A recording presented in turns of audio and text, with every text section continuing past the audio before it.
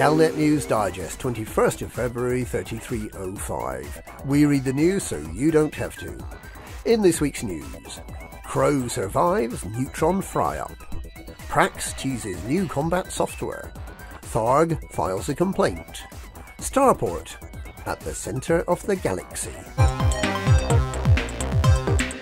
Crow survives Neutron fry-up.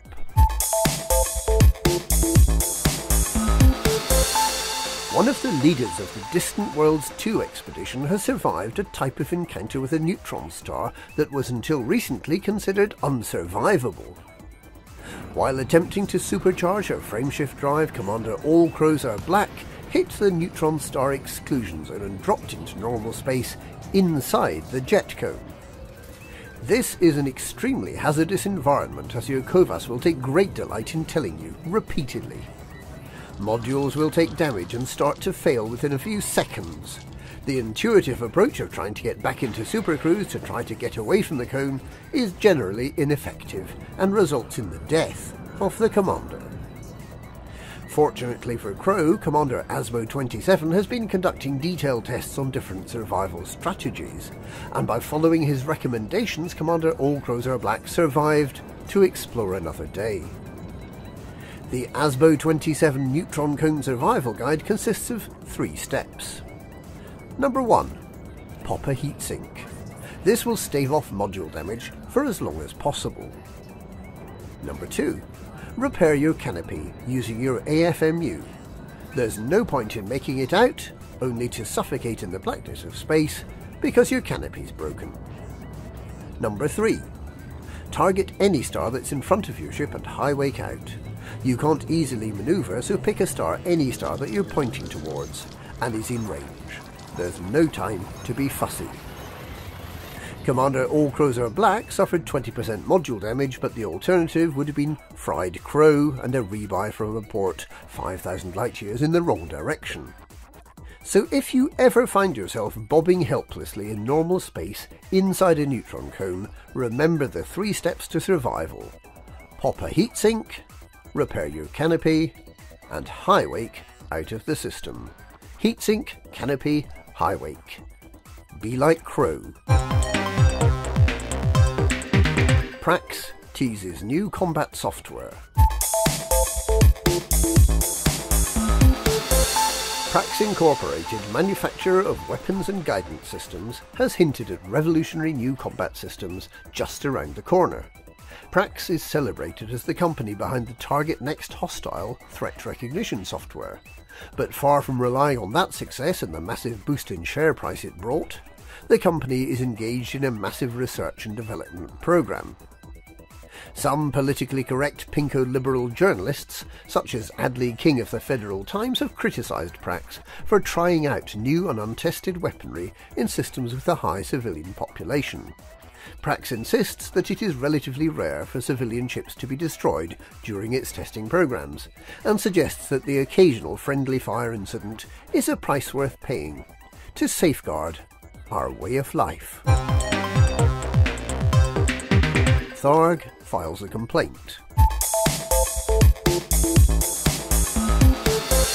Tharg the Mighty, leader of the Thargoids, has filed a complaint against the Eagle Eye network after it started broadcasting details of the systems he planned to attack a day early.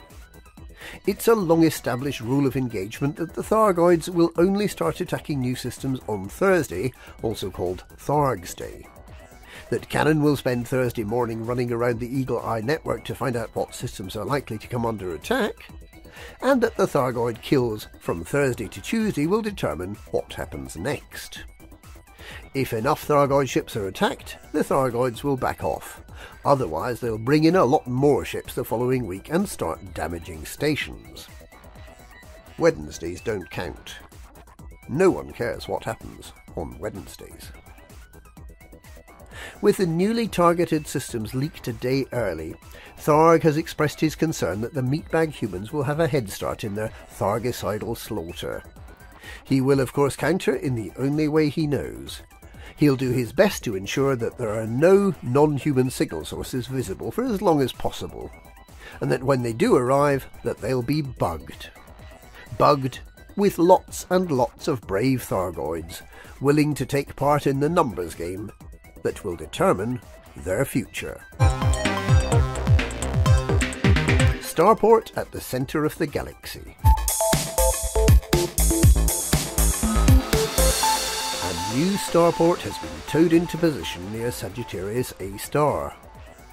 The starport, which is yet to be fitted out, has been positioned in the Stumai FG-Y D7561 system.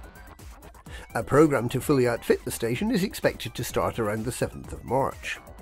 The most important requirement will be a gift shop selling black hole rock, invisible black hole bobbleheads, and novelty flight suits bearing the legend, "I went to visit Sagittarius A star and all they had in the gift shop was this lousy flight suit."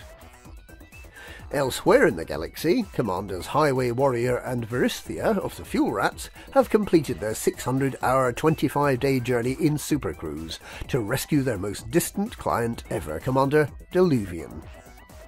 They will remain in position beside the client for the next 2 days and will complete the rescue during peak viewing hours on Saturday the 23rd of February on the insistence of their sponsor, the Radium Toothpaste Company.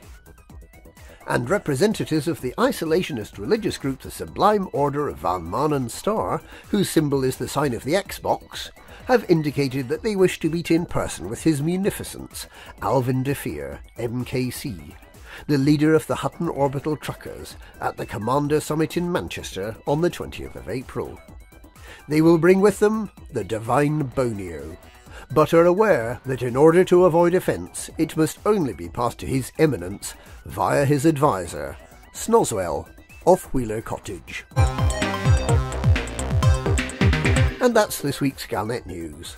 Galnet News, we read the news so you don't have to.